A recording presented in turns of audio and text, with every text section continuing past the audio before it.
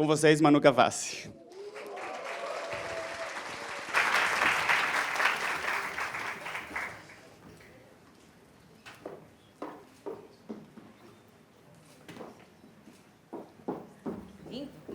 Os móveis são da Ventes, tá?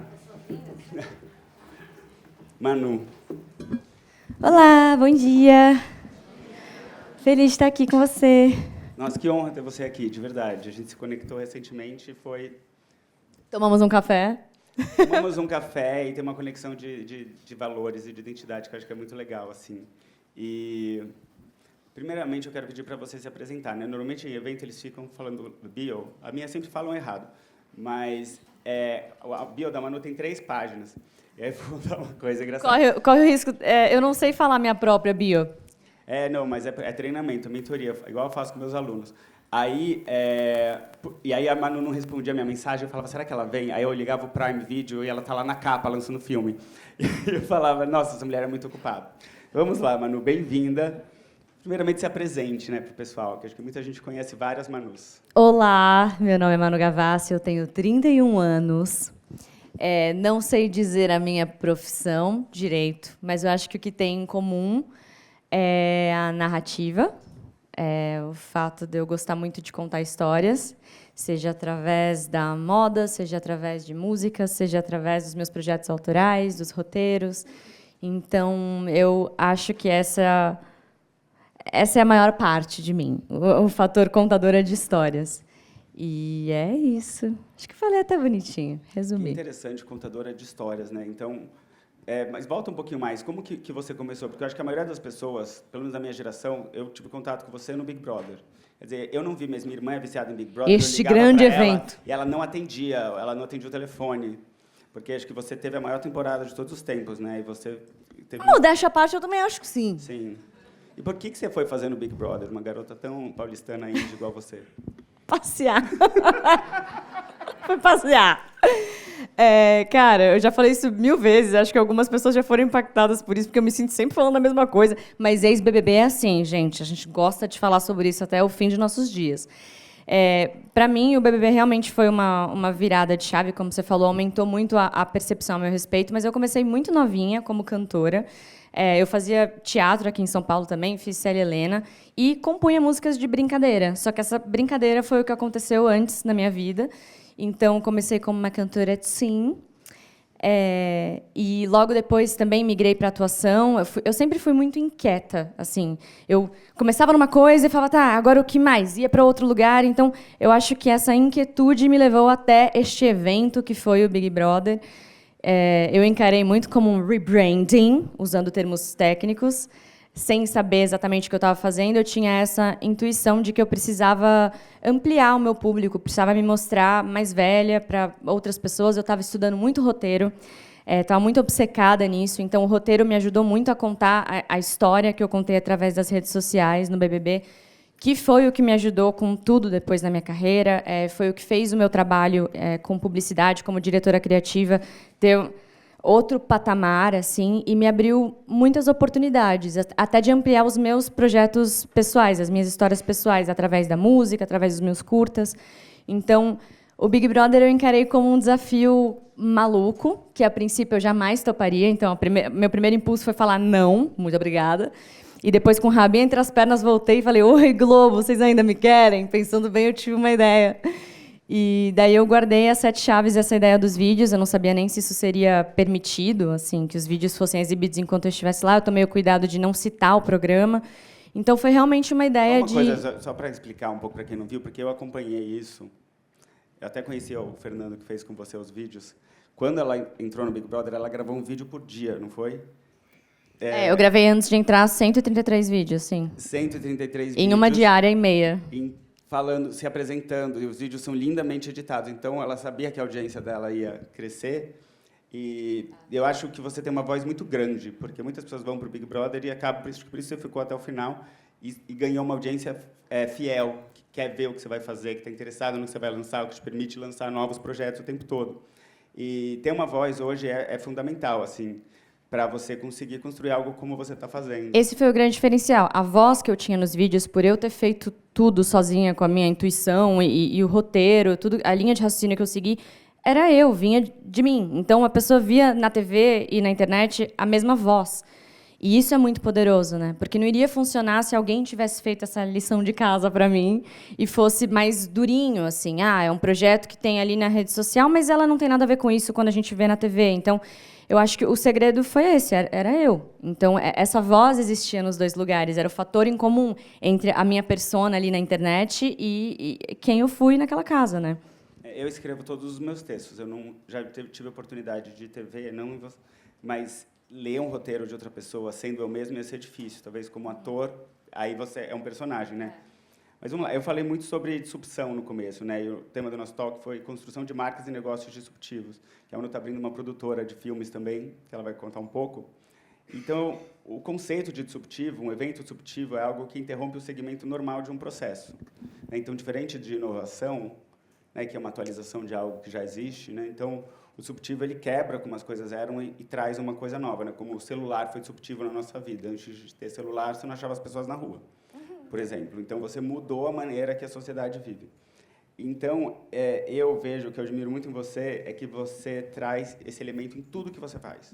Tudo que você faz tem uma mensagem muito forte de quebrar, de romper com a maneira como as coisas eram. E eu queria entender qual que é a importância para você de quebrar as regras, qual que é a mensagem por trás, e se isso está em todo o processo criativo seu, logo do começo. Ai, eu acho que é uma bênção e uma maldição também. Eu sei bem.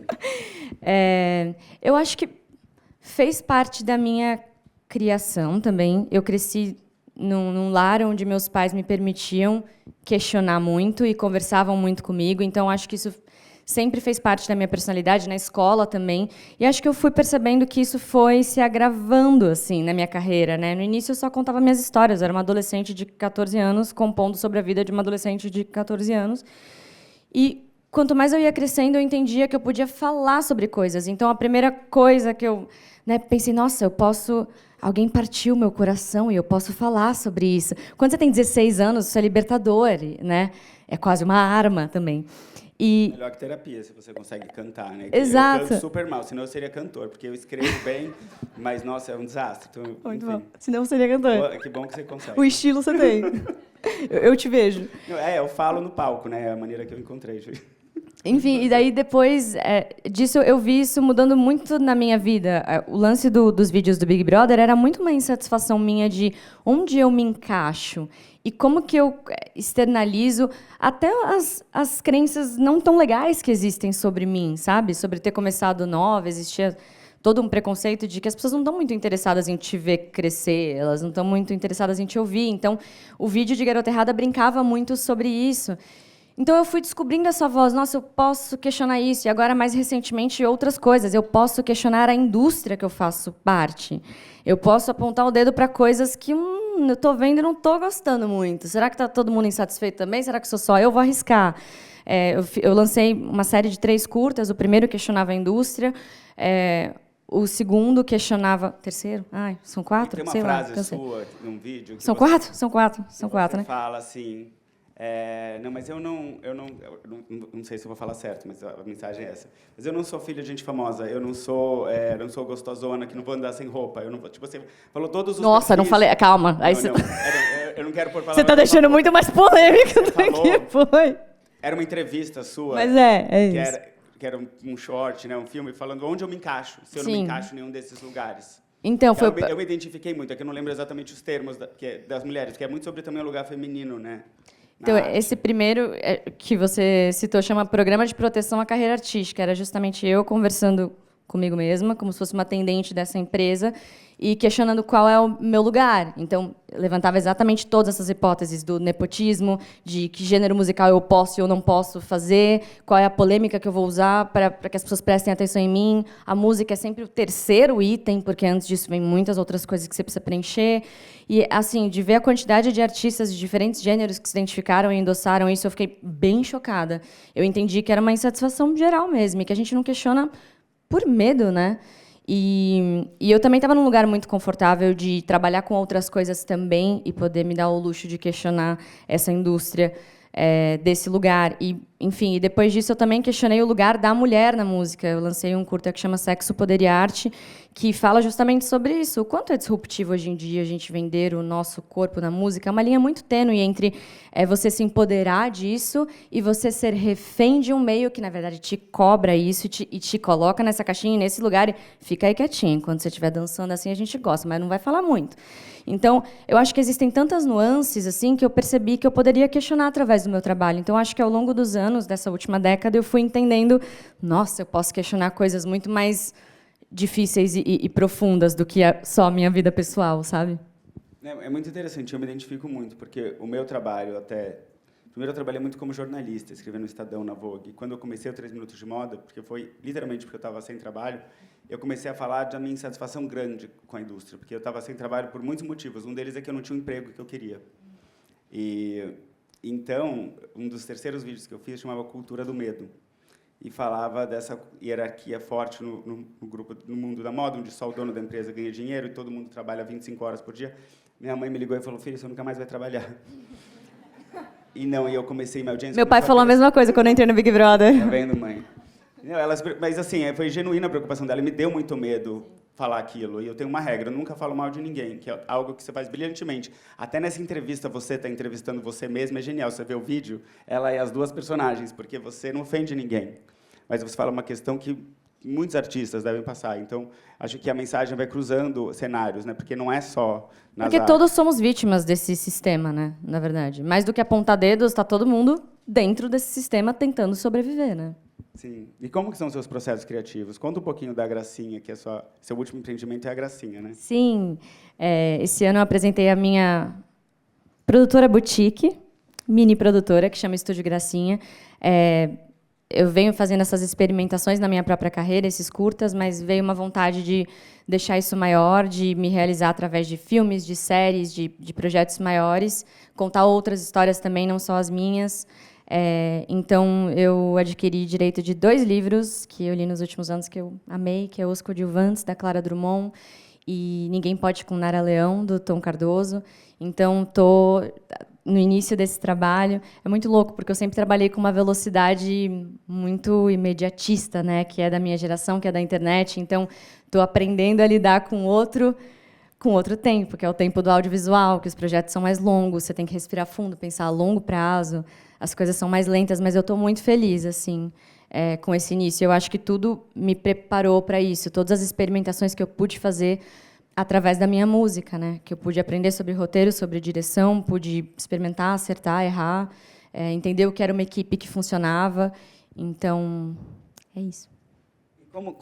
Como você escolhe um projeto? Eu queria que você falasse um pouco sobre seus processos criativos, né? Porque eu vejo que tem a história de quebrar as regras e de fazer algo do seu jeito. Você explicou um pouco até dos seus valores, né? De falar sobre o que você está vendo, que começa com o romance que não deu certo, a adolescência, acha a voz, entende que quando a gente fica adulto isso se multiplica para muitas coisas. Então, como que você coloca isso? Porque eu vejo que até você consegue fazer as publicidades que você faz no Instagram, que são filmes elaborados. Sim. Tipo, eu paro para ver. Porque dá para ver o esforço que você teve na cenografia, no audiovisual, tipo assim. Então é mudar até a maneira que você faz publicidade na internet, assim. E acho que você ter talvez o reality show te dê uma plataforma muito maior, né, que você consegue influenciar muita gente. Eu vejo que os feedbacks são muito positivos. Essa minha relação com publicidade veio para resolver um problema. Eu não gostava de publicidade. Eu também não gosto. Eu recebia muitas ofertas, eu não sabia o que fazer com elas.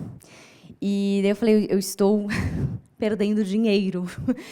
E daí eu comecei a entender, cara, e se eu fizesse do meu jeito? Eu gosto muito de produção audiovisual, e se, ao invés de fazer esse briefing desse jeito, no sofá da minha casa, falando, compre esse produto, eu assumidamente transformasse isso numa publicidade. Eu sentia que eu estava enganando um pouco as pessoas quando eu pegava o celular e fingia que naquele momento do meu dia eu estava realmente tomando aquele chá. Eu não estava, eu parei para gravar. Então, se eu parei para gravar, por que eu não faço isso profissionalmente, mas de uma maneira que as pessoas se interessem, elas queiram assistir, com começo, meio e fim, com uma historinha bem contada, com marcas que eu acredito. Então, foi com esse pensamento. Eu acho que o briefing da publicidade ele vinha igual para todo mundo no início. Até hoje é um pouquinho assim, mas hoje é bem menos engessado. Mas no início ele vinha igual para todo mundo. sei. Ele ignorava a sua profissão. Ele ignorava o seu perfil, quem você era. Era, assim, para o maior apresentador do Brasil ou para a influenciadora novinha que acabou de começar, era a mesma coisa. É impossível. Essas pessoas não se comportam igual, o público dessa pessoa não se comporta igual. Então, eu via que aquilo não funcionava, assim. A realidade de cada um, por exemplo, para mim faz muito sentido fazer um conteúdo mega produzido, é o que eu gosto, eu me divirto fazendo os roteiros. Isso não quer dizer que funciona para todo mundo. Eu tenho a influenciadora que eu assisto e falo, caraca, eu fico assistindo a vida inteira dela e falo, Sabe não. por que não funciona para todo mundo? Deixa eu te interromper, porque tem uma chave muito importante que acho que é o aprendizado para todos. Porque quando ela foi se encontrar na publicidade, que era uma oportunidade de negócio, ela voltou para o que ela faz melhor, que é escrever. Então, aí funciona. Entendeu? Para quem não tem essa habilidade, aí vai para um outro lugar. Não, e às vezes a entendeu? pessoa tem a habilidade de se fazer presente no dia a dia dos outros e mostrar a sua vida de uma maneira tão natural que você entra naquilo, você compra aquela história e você está envolvido. Tem gente que faz isso com muita graça. Eu aprendi muito com os influenciadores, muito, principalmente o poder que tem da fala na internet. Mas assim, eu não mostro já vai, mostra sua casa. Eu falei, eu não. Tipo, só se me pagarem muito assim para mostrar minha casa. Tá bem. Porque eu não tenho interesse que as pessoas saibam, sabe, dessa história toda. E aí, enfim, mas então, eu acho muito bacana isso que você fez. Mas eu pego o que eu tenho de melhor e estou fazendo as pazes com publicidade também. Mas então, até o mercado isso, amadureceu. até isso que você falou para mim era uma dúvida antes, tipo, se eu não mostrar a minha vida, vão ainda querer trabalhar comigo? Será que esse meu só a qualidade do meu trabalho vai suprir esse espaço e eu não vou precisar mostrar tantos fragmentos assim da minha vida pessoal para ser interessante? E eu percebi que está funcionando, então aparentemente está tudo certo. Cada vez mais, principalmente depois do reality, gente, a tecnologia está boicotando. Desculpa. Meu iPhone novo. Eu sou influenciador da Apple agora. Tá aqui, tá? Tem 1 tera. Obrigado. E daí você deixa cair. É pra mostrar que é E resistente. a Apple é tão chique, que era o meu sonho ser influenciador da Apple, que eles não pedem para você fazer marcação. Eu estou falando aqui espontaneamente, tá? Obrigado. É resistente, Apple. Ele funciona, ele cai e não quebra. O que eu estava falando mesmo, gente? Alguém lembra? Eu estava falando sobre a história da publicidade e sim. da sua narrativa. Eu entendi. Eu dei um passo para trás depois do Big Brother na minha mega exposição e eu pensei, vou arcar com as consequências de perder um pouco por conta disso. Mas eu acho que eu ganhei muito mais, porque eu consegui focar no que realmente importa, tanto nos meus grandes projetos pessoais, quanto em todos esses cases de publicidade que eu assino como diretora criativa. Então, esse virou o meu diferencial, sabe? O que eu morria de medo de, meu Deus, agora ninguém vai mais me querer, fiquei 9 meses sem rede social, quem vai me querer? Acabou virando essa... 9 meses depois do BBB, você ficou sem rede social. O que você ficava fazendo, mulher? Tinha uma horta. Não, eu fiquei trabalhando... Muito Você fala isso e parece que você não tem, mas parece que você não mora mais nem em São Paulo, né? Você gravou Eu trabalhei horrores, 9 meses. 133 vídeos, ficou no BBB meses até o final, e aí ficou 9 meses sem internet no momento que você mais ia ganhar grana, né? Porque imagino que o ano pós-BBB... Vou te contar uma coisa. Mas assim, continuei ganhando grana, só não expunha a minha vida, mas era um grande risco. Eu vi a minha equipe rindo de nervoso, assim, dessa decisão. Tipo, que legal. Vou te contar uma coisa, você não sabe quanto ex-BBB me manda DM pedindo para eu ajudar eles a criarem a narrativa. E Mérito da sua narrativa bem criada. Na minha mentoria, eu peço o Pix, peço lá, mando o negócio. Mas eles não querem fazer em conjunto. E a Manu eu conheci... de ajuda à classe. A Manu eu conheci, por acaso, porque ela me mandou um DM elogiando o trabalho que eu fazia nos 3 minutos de moda. É um serviço. E aí eu não entendi. Primeiro eu achava que ninguém via, né? E eu descobri que todo mundo via no passado. E aí um dia eu estava sentado em Barcelona, faz 1 ano, num café, veio um menino andando até a minha direção. Aí eu não achei que era assalto, né, que eu não estava em São Paulo. Aí ele chegou e falou assim, Jorge, desculpa te interromper. Eu sei que você não gosta, porque eu falo que não gosto. Obrigado. Eu falei, obrigado por quê? Obrigado por tudo que você faz por mim. Nossa, mano, 1 mês de terapia só falando sobre aquilo. Porque eu falei, eu não mostro minha casa. Mal sabia o moço. Eu não falo a coisa, porque as pessoas dizem, de onde é a tua bota, de onde é teu negócio? Eu nunca respondo, eu sempre invento, só se, enfim, se pagaram, né? Mas... Você é capricorniano? Você não é capricorniano, não, né? Não, eu sou pisciano, é impossível. Mas um defeito. Aí ia ser ascendente? Escorpião. Tá. Mas deve ter uns Libra. planetas, um Marte, de repente, bem posicionado num Capricórnio. Não, sim, aí eu fiquei muito pensando, e é isso que você falou, né? Tipo, como que eu consigo fazer uma doação, uma contribuição para a comunidade que eu criei e que está crescendo, que inclui você hoje, sem que eu precise mostrar. E aí eu percebi que a doação não é sobre o meu corpo.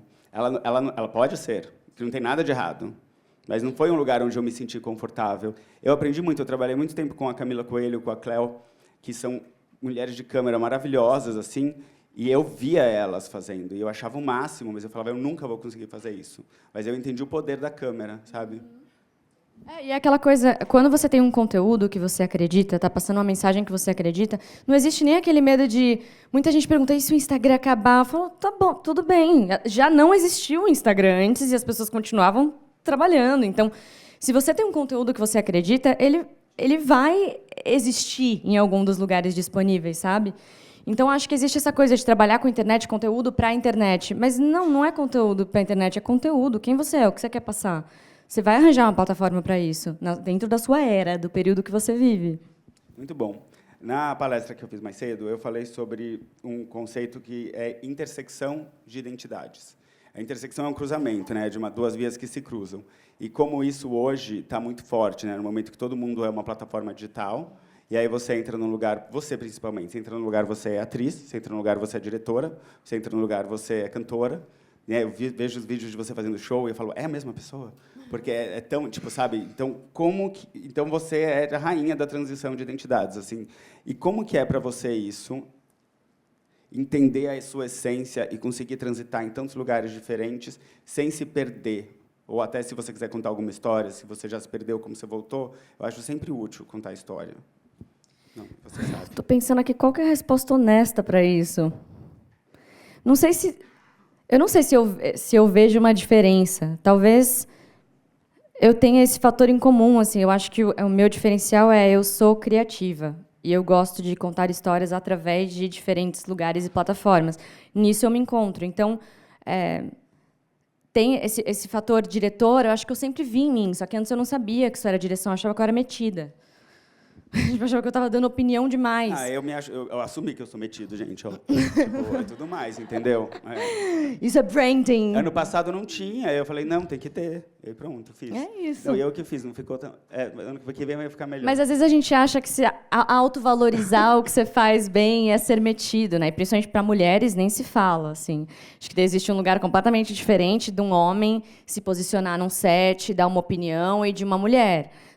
A gente se considera metida. Ai, meu Deus, estou saindo do meu lugar, estou falando muito, estou dando opinião, estou sendo chata, porque é assim que a sociedade nos vê. Então, eu acho que eu tive que entender. Eu me achava metida em tudo. Eu dava opinião na produção do produtor musical desde que eu era muito nova. Eu falava que eu não gostava da capa do álbum quando eu tinha 17 anos. E eu sentia que era um desconforto, sabe? Para os caras, tipo, ah, tá bom, lá vem ela. Por ser mulher? Com certeza, por ser mulher. Assim, por ser mulher, e também existe a imaturidade da idade, de você, às vezes, não saber se posicionar de uma maneira muito profissional. Então, existe uma grande diferença de falar, ai, tô feia nessa capa, eu não gosto, com 16 anos, e você falar, eu acho que eu não gosto dessa capa por conta disso, disso, disso, não é a imagem que eu quero passar. Então, hoje em dia, com 31, eu me comporto diferente do que quando eu tinha 16, 17. Mas eu acho que eu fui adquirindo isso, entendendo, nossa... Isso é ser boa, isso não é ser chata. Isso é saber o que eu quero, e eu consigo comunicar isso hoje com inteligência. Acho que quando a gente fica inseguro, a nossa maneira de comunicar algo ela fica envenenada, né?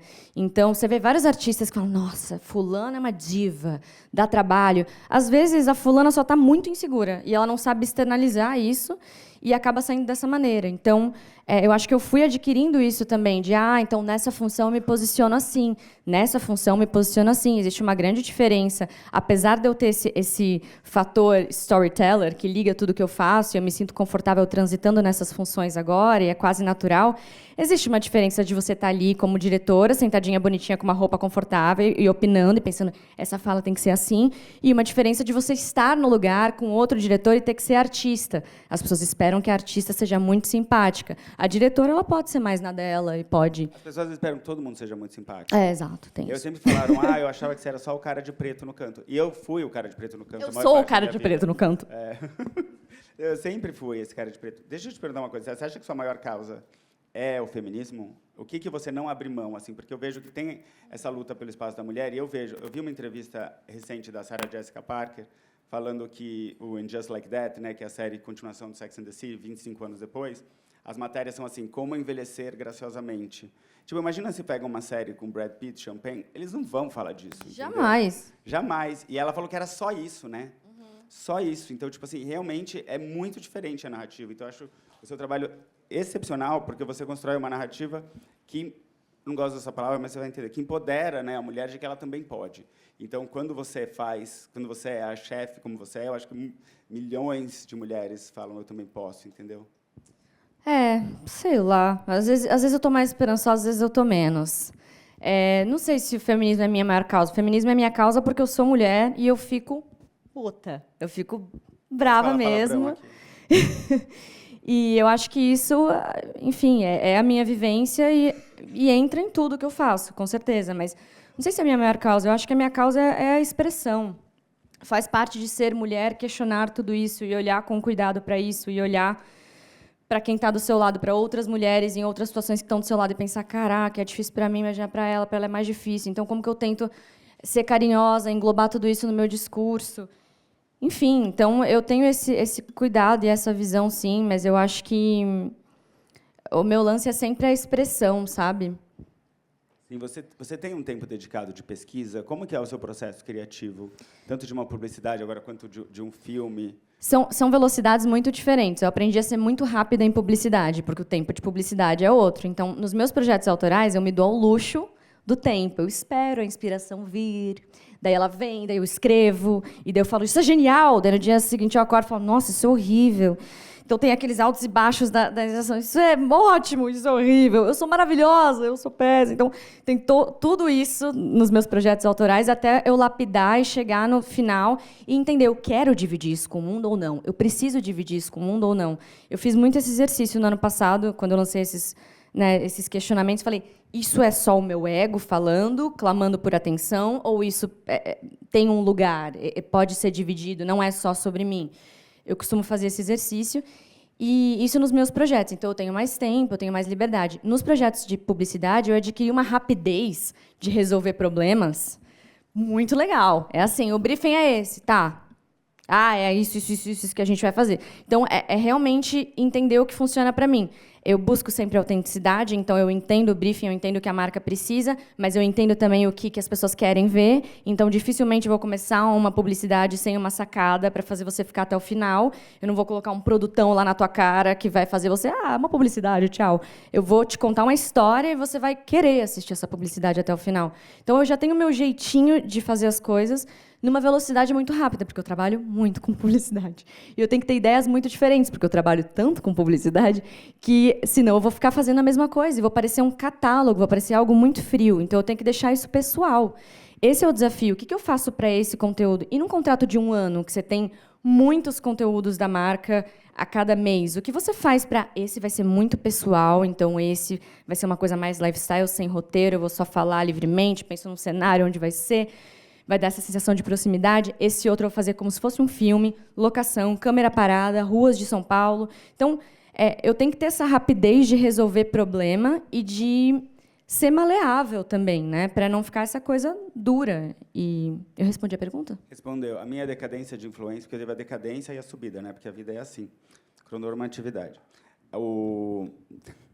Foi em 2019, eu estava fazendo a obra da minha casa, estava sem R$1, aí me chamaram para fazer uma propaganda de mocassim, que eu não vou falar a marca. Eu não gosto de mocassim. Esteticamente, eu não, nada contra, mas para mim não fica bem. Eu gosto de sapato pesado, assim, bota. E eu fiz para ganhar uma mixaria. E aí eu falei, eu nunca mais vou me trair. Eu fico sem dinheiro, mas eu não faço isso. E só agora, em 2024, eu consegui achar o meu jeito de fazer publicidade. A marca tem que gostar da minha narrativa, mas principalmente tem que ter uma boa história. Eu fiz semana passada para a Fila, que está até aqui o pessoal. Mas tinha uma história muito legal. Você também. Tinha você na minha publicidade, porque é a jaqueta. Não, eu tinha vários flashes, assim, eu não paguei ela. Engraçado que eu não ganhei R$1. Não, porque era para contar a história da jaqueta ser tanta, que foi a jaqueta que trouxe corpo, tênis e tal. Então, tinha Hailey Bieber, tinha você, tinha, enfim, a história dos tenistas e tal. Então, eu consegui contar uma história, que é o que eu faço, escrever meu texto, e aí eu apareço, assim, flashes, assim. Não, e esse é o lance de você criar uma marca que faz tão sentido, que uma marca pessoal que faz tão sentido, uma identidade, que as marcas querem isso, elas querem entrar nisso, elas não querem que você faça o que elas mandem, entendeu? E acho que o engajamento foi incrível, foi muito bem, porque era eu. Exato. Eu tenho um exemplo de um quadro que eu faço brincando desde que eu era adolescente no Twitter, na verdade. O Twitter nem existe mais, né? Enfim, recente essa mudança. Era no Twitter, quando eu era muito novinha, que chamava hashtag Manu Guru do Amor. Eu respondia perguntas amorosas. Manu Guru do Amor. Tá na moda isso, o conselho, sabe? Pode voltar. Tá na moda? Tá Mas, muito na mas moda. eu tava antes da moda. Daí eu tinha isso no Twitter, essa brincadeira de interação. Eu sempre fiz isso, às vezes eu fazia no Instagram. Daí eu fiz isso nos vídeos do Big Brother e agora eu voltei para algumas marcas. Isso é o que mais dá certo, porque as pessoas veem, nossa, eu lembro da Manu Tem um fazendo podcast, isso. Depois eu te mando, que chama Dear Chelsea, que é uma apresentadora atriz americana que eu adoro. E ela só responde questão amorosa e questão de problema de pessoas. É muito Isso legal. é extremamente identificável. É útil para a pessoa. As pessoas se mandam isso. Então, você conseguir colocar aí um conteúdo publicitário dentro disso é extremamente inteligente. A gente vai fazer um podcast de... Quer dizer, você já tem 12 empregos, né? E eu também. Eu tenho 12 empregos. Podcast de autoajuda. Manu e Jorge respondem. Olha, eu tenho mais 2 perguntas para a Manu e a gente vai abrir para vocês, tá? Porque eu faço só 5 aqui para poder perguntar o que eu quiser, na verdade. Mas eu aviso ela antes. Primeiro, eu quero perguntar, e eu vou trazer isso em todos os talks, e eu quero que você seja o máximo honesta possível. Como você usa inteligência artificial? Como isso afetou seu trabalho? Se tem um papel na tua vida? Eu não uso. Chique. Não sei nem como que se usa. Ainda Nem o não. ChatGPT, você nunca perguntou nada para ele? Descobri semana passada isso, que dava pra eu ter. Eu achei que isso é... Gente, que vergonha de falar isso aqui pra vocês, profissionais é legal, de respeito. Elas vão dar respirar aliviadas, porque quase ninguém usa. A pessoa tem preguiça de Eu aprender. descobri semana passada que você podia ter isso no seu celular. E daí eu fiquei perguntando várias coisas e eu fiquei muito chocada. Sabe o que eu pedi? Eu pedi para a inteligência artificial, tem uma palavra no chat GPT que é prompt, tá? Que eu aprendi. Faz um prompt para mim de uma entrevista sobre quebrar as regras, construção de marcas e negócios. Eles me mandaram um roteiro inteiro pronto. Então, mas eu tentei fazer eu não isso. usei, eu achei ruim. Mas assim, não ruim. Exato. Eu tentei fazer isso pra uma campanha, eu falei, deixa eu ver, tô exausta, deixa eu ver se esse computadorzinho me ajuda. Semana passada. E daí a campanha era muito ruim. Era ruim, era genérico, assim, sabe? Era genérico. Não tinha a minha voz. Mas talvez você tenha que saber falar com a máquina, tem isso, né? Ele traz uma coisinha legal. Um ponto que eu posso usar. Às vezes isso vira um insight que te inspira. Nossa, isso é ruim, mas sabe o que seria bom? Se fosse assim, assim, Não pra assim. copiar, Pronto. mas pra Já falar, teve o "Nossa, essa insight. ideia É é isso? boa." Alguém falou isso mesmo? É assim que usa? Então tô usando bem desde a semana passada. Usei bem. Sim, tá. Porque eu acho que é algo que vai entrar na nossa vida de muitas maneiras, assim. Mas eu acho legal, assim, muita gente que eu perguntei falou, mas eu não uso. Eu falei, mas é para falar que não usa, porque é sobre a honestidade. Mas porque, uma assim, pessoa que trabalha comigo... Quem aqui usa inteligência artificial? Levanta a mão. Ai, gente, eu também. Manu tá atrasada. Tô chegando com tudo. Faz um mês que eu comecei a usar, e aí eu descobri que a inteligência artificial, eu falei, é minha colaboradora. Ela pode ver uma coisa que eu não vi, me dar um insight de uma coisa que eu não vi, mas eu não quero que ela tire o que eu faço de melhor e o que eu mais gosto de fazer. Sim. Porque ela pode escrever meu texto. Eu posso falar, faz um roteiro de 3 minutos sobre tal assunto e ela vai montar o roteiro para mim. E às vezes é quase como se fosse um brainstorm. Se você está num grupo com várias pessoas e você debate uma ideia, as pessoas vão te dar outras ideias que não necessariamente vai ser o que vai ser o final. Só que aquela ideia te dá um insight. Então, você ter isso sozinho ali com o computador é um pouco triste, mas é a nossa realidade. Acho legal. Manu, última pergunta para você, que para mim eu acho que é a mais importante. O que faz você acreditar em uma ideia sua para executá-la? Porque eu acho você excelente de execução até o final. Porque muita gente tem ideia e não acredita na ideia. Da onde vem a coragem e a capacidade mesmo de unir tantas pessoas para que o seu projeto tenha corpo e fazer e publicar e bancar, né, a exposição? Olha, eu acho que as minhas melhores ideias vieram de tentar resolver um problema. Sempre é a melhor maneira. Eu tinha por exemplo, me marcou muito quando eu não tinha orçamento nenhum para fazer um EP. Então, eu não tinha orçamento para um clipe, não tinha nada. E daí eu liguei para amigos e falei, cara, eu tenho uma viagem marcada. Eu consigo só pagar a passagem para vocês. Vamos, e a gente faz umas fotos. E daí a gente fez fotos com filme e colocou as legendas das músicas como se fosse clipe. Quem assistia isso como uma fotonovela, sei lá, como um filme no Instagram, parecia que era um clipe. É um dos projetos que eu mais me orgulho até hoje. Teoricamente, ele é simples, mas ele é muito bonito. E aquilo meio que mudou minha vida, assim, das marcas começarem a me chamar. Isso foi para resolver um problema. Eu não tinha budget para um clipe daquele, mas eu tinha para fotos.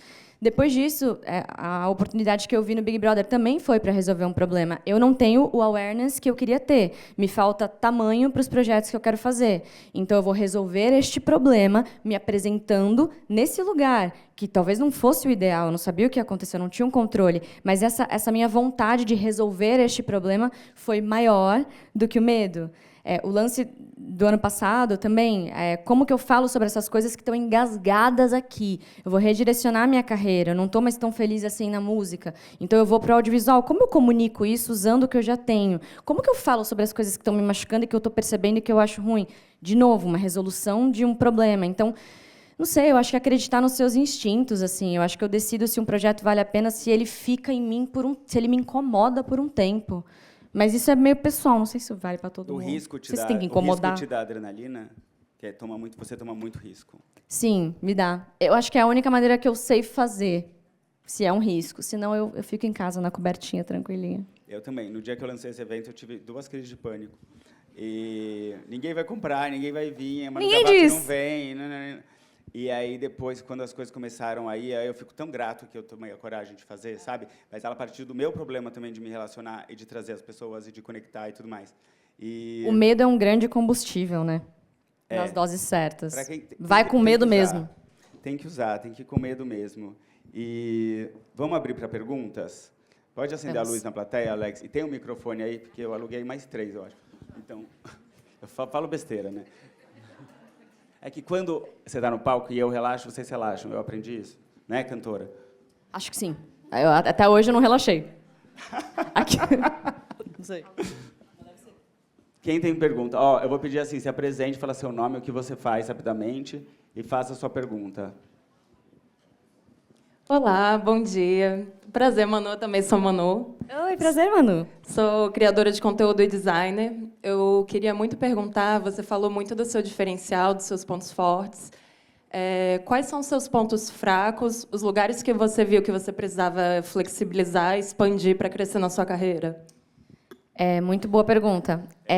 Eu acho que meu ponto fraco é o controle e a maneira que isso se manifestava. Você não vai ter o controle de tudo nunca, por mais que você queira muito, as coisas fogem do controle. Você tem que ser um pouco maleável para não pirar e para não ser uma pessoa muito difícil de se trabalhar. Então, eu acho que os meus piores momentos trabalhando foi quando eu prezei tanto o controle que isso contaminava tudo, me deixava insegura, deixava a minha equipe insegura. Prezou o controle de tudo. Eu acho que assim, querer controlar absolutamente tudo, assim, de ter uma insegurança que te domina e daí fica difícil das pessoas que você confia fazerem o trabalho delas também, porque está todo mundo nessa energia. Você, como líder de um projeto, né, como líder de uma ideia, se você não confiar nas pessoas que estão do seu lado, e eu adoro fazer isso, é horrível de trabalhar e você não tem o melhor das pessoas. Então, quando você está tão ligada nisso do controle de não pode dar errado, é um risco, não pode dar errado, você corre esse risco, né, de deixar o ambiente contaminado com isso. Então, isso é algo que eu aprendi muito a abrir um pouco mão, sabe? Dá errado, tem coisas que dão errado. O pessoal acha que... Eu contei vários fracassos meus na palestra, porque eu sinto que é importante, por isso que a pergunta dela é importante, porque, assim, uma carreira como a sua não se faz só acertando, né? Exato. Obrigado. Quem tem mais uma pergunta? Quanto tempo a gente tem? 5 minutos. Então, vai ser eles 2, tá? E aí a gente encerra. Desculpa, falamos muito, né? Estamos aqui para isso. Oi, bom dia, tudo bem? Oi. Prazer, meu nome é Luan, sou estagiário de Social Marketing e Criação. E eu queria saber como que vocês dois lidam com referência, sendo referência e buscando referência. Tipo, no que a gente está vivendo agora, né? Tipo, no mercado de influência, e eu assim, pesquisando e procurando influenciadores, eu vejo o quão conteúdo é replicado e não criado. Então, às vezes, eu não vejo criadores, mas replicadores de conteúdo ou copiadores de conteúdo. E aí entra também o que você falou, Jorge, de tipo disrupção. E aí eu acho que é onde está a criação. Tipo, é como você consome, mas é como você se mostra para o mundo. Então, referências. Muito interessante. Eu não sei, vocês me dizem, galera, não existe uma cultura que veio do TikTok que é permitido replicar conteúdos por conta disso das trends? Então, Alguém faz um conteúdo, ele é muito replicado, e eu entendo que isso virou meio normal. É uma cultura boa. O que é estranho. Eu acho vazia. Vou falar, a Helena, minha amiga de 13 anos, que está lá, que me ensinou a mexer no TikTok, que eu amo, ela fez um áudio que ela achou legal, que mais de 5 milhões, já chegou em 10 milhões, Helena, de pessoas usaram para fazer um vídeo cantando um áudio que ela fez num perfil X. Então, assim, Mas isso, então uma isso veio do loucura. TikTok, né? De Mas você não acha que é replicar uma perda de conteúdos. tempo que o pessoal fica fazendo isso? Eu acho meio que uma loucura. Você tá ofendendo sua amiga, ela A viralizou. Helena é perfeita, Ah. ela viralizou. Ela me ensinou a mexer Helena, no todo meu TikTok. respeito a você. O que eu acho estranho é que várias vezes eu fui impactada por conteúdos que eu falo, gente, isso é genial. Daí a minha irmã falava assim, então, não é genial. É só legal, mas tá aqui, ó, o original nos Estados Unidos e a pessoa fez exatamente igual. E isso me ofenderia muito se fosse eu, se fosse comigo. Então, eu acho que é uma cultura meio geracional, faz parte dessa plataforma. Não entendo muito, não posso opinar, também acho um pouco estranho. Mas eu acho que, respondendo a sua pergunta sobre referências, eu sempre busquei buscar referências em lugares nada a ver. Porque quanto mais distante você busca suas referências, e eu já errei com isso no passado, por estar começando e ter a melhor das intenções, e quando eu vejo, tem um mood board que eu basicamente copiei. Então, eu já errei com isso. Por isso que eu não erro mais. Para mim, tá muito parecido. Não, a gente não vai fazer o mesmo plano com a mesma cor, com uma marca que também fez um tênis. Não vai. Então, escolhe uma coisa que você quer de referência aqui. É o plano? Então, a cor vai ser diferente. Então, a luz vai ser diferente. Então, o styling vai ser diferente. O cenário vai ser diferente. Então, eu acho que é ter essa responsabilidade, sabe? Muitas coisas vão ser parecidas hoje em dia, a gente sabe disso, mas a gente também sabe que existe uma intenção por trás de cuidado, que algumas pessoas têm, algumas equipes têm, outras não têm. Eu faço questão de ter esse cuidado até por trauma, de ter errado no passado e não gostar, assim, não quero que façam isso com o meu trabalho também, sabe? Que caia nesse lugar. Então, eu acho que, principalmente em publicidade, buscar referências em lugares que não são publicidade, sabe? Esse é meio que o meu segredo e a minha conduta. Mas também acho estranho demais esse negócio de só trend, gente. Não sei mais quem é bom, quem não é. Não, eu falo muito sobre isso nos meus vídeos, porque isso é algo que eu realmente acredito que é uma perda de tempo. As pessoas deviam gastar mais tempo estudando. Eu fico lendo 3 horas por dia. Dois avós E- aqui. As pessoas E deveriam... eu vou contar uma coisa que quem é próximo de mim nem sabe. Eu não vejo o Instagram, eu só vejo o meu. E eu vejo o Instagram... Gente! Declarações fortes. Não vou pôr na gravação isso, não. Eu vejo para aprender. Por exemplo, assim, eu vou entrevistar a Manu, aí eu passo um tempo no seu Instagram, eu vejo como pesquisa. Aí eu quero ver a sua narrativa. Mas como você diz, tá até para não se construindo. influenciar tanto, né, com tudo que está acontecendo. E sabe o que acontece? Eu sinto que meus vídeos são muito... Primeiro, assim, eu acho que a originalidade é muito importante falar, para mim, vem da estranheza. Quando eu faço uma coisa muito estranha... Tipo, quando eu fiz o meu primeiro 3 minutos de moda, eu sentado no chão, eu tinha tanta vergonha. Nossa, quando eu conheci alguém, eu falava, pelo amor... Porque era muito estranho, nunca tinham feito um vídeo de ninguém sentado no chão. Era novo vídeo na vertical. E aí... Mas aí eu vi que a inovação está aí, porque se é estranho para os meus olhos, vai ser estranho para as outras pessoas. E aí está o risco, e aí você fica reconhecido pelo formato.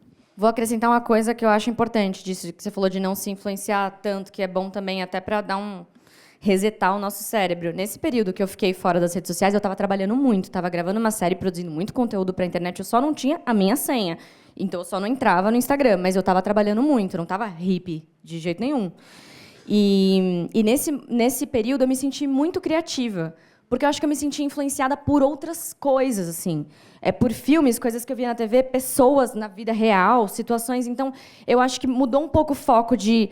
eu sei que vídeos curtos nesse formato e essa dublagem funciona. Se você fica só naquele ambiente, você internaliza tanto aquilo que vai ser muito difícil você criar algo original. Até porque nós somos seres humanos que fomos programados para agradar. Então, você quer fazer uma coisa que agrade. Então, seu cérebro sempre fala, não, mas isso não vai agradar nunca. Não, mas isso aí também não vai dar certo. Então, se você dá fica um pouco cego em relação ao que está dando muito certo, o que está dando pouco certo, eu acho que você tem mais chance de ser original. Eu acho que maravilhoso. A gente vai fechar com essa. Desculpa, a gente vai fazer pergunta depois. Manu, primeiro eu quero te agradecer. É um presente para todo mundo ter a Manu aqui. Obrigada.